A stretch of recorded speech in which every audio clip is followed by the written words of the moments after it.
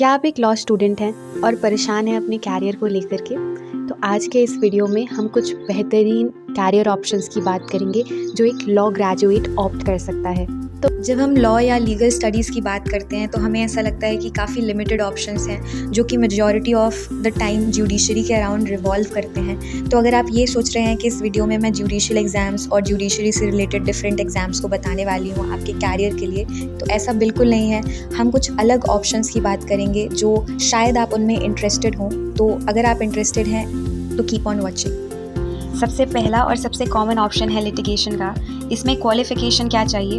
आपके पास law degree होनी चाहिए, आपका एनरोलमेंट हुआ होना चाहिए स्टेट बार काउंसिल में, यानी कि ऑल इंडिया बार एग्जामिनेशन पास करने के बाद आपको प्रैक्टिस के लिए सर्टिफिकेट मिला हुआ होना चाहिए। जो स्किल एक एडवोकेट के अंदर होनी चाहिए वो होती है कि उसको कोर्ट प्रोसीजर की नॉलेज हो, उसको ड्राफ्टिंग आती हो, आर्ग्यूमेंटेशन में वो बेहतर हो और किसी सीनियर एडवोकेट के अंडर अगर उसने प्रैक्टिस की हो तो वो सबसे बेटर होता है। दूसरा कैरियर ऑप्शन है आपके पास कॉर्पोरेट सेक्टर का, जिसको इन हाउस काउंसिल या लीगल एडवाइज़र की जॉब कहते हैं। इसमें क्वालिफ़िकेशन आपके पास लॉ डिग्री होनी चाहिए और अगर अच्छे ग्रेड्स हैं तो बहुत ज़्यादा हेल्पफुल रहेगा। इसके अलावा इंटर्नशिप एक्सपीरियंस होना चाहिए किसी कंपनी के साथ या किसी लॉ फर्म के साथ। कुछ कंपनीज LLM प्रेफर करती हैं कॉर्पोरेट लॉ या MBA के लिए। आपके पास स्किल जो चाहिए आपको वो होनी चाहिए कि कॉर्पोरेट लॉ की अंडरस्टैंडिंग हो, company act, CB, IPR etcetera की नॉलेज हो आपको, कॉन्ट्रैक्ट ड्राफ्टिंग आनी चाहिए और कम्युनिकेशन और नेगोशिएशन बेहतरीन होना चाहिए। तीसरा ऑप्शन है लॉ फर्म में काम करने का।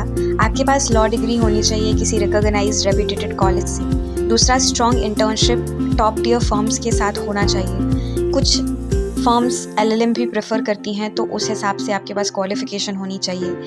इसमें जो स्किल्स रिक्वायर्ड होती है उसमें लीगल रिसर्च आना चाहिए, आपके पास ड्राफ्टिंग स्किल्स होनी चाहिए, स्ट्रॉन्ग एकेडमिक और मोटिंग बैकग्राउंड होना चाहिए। चौथा ऑप्शन है UPSC या फिर आप स्टेट सिविल सर्विसेज के लिए प्रिपेयर कर सकते हैं। इसमें क्वालिफ़िकेशन सिर्फ आपके पास ग्रेजुएशन हो तो आप ये एग्ज़ाम्स दे सकते हैं। एज क्राइटेरिया 21 ईयर्स मिनिमम आपकी एज होनी चाहिए और मैक्स टू मैक्स 32 ईयर्स। इसमें अगर आप लॉ बैकग्राउंड से हैं और अगर आप अपना ऑप्शनल लॉ चूज़ करते हैं तो ये एडवांटेजियस रहेगा। ये एक बहुत ही वेल रिस्पेक्टेड और वेल नोन जॉब है। पांचवा ऑप्शन होता है टीचिंग या एकेडेमिया।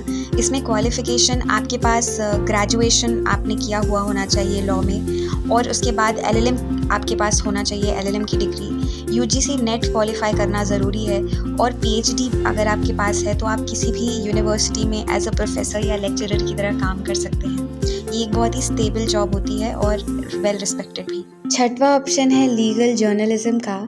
अगर आपके पास LLB की डिग्री है और उसके बाद आपने कोई जर्नलिज्म कोर्स किया है तो वो एक बोनस की तरह काम करेगा।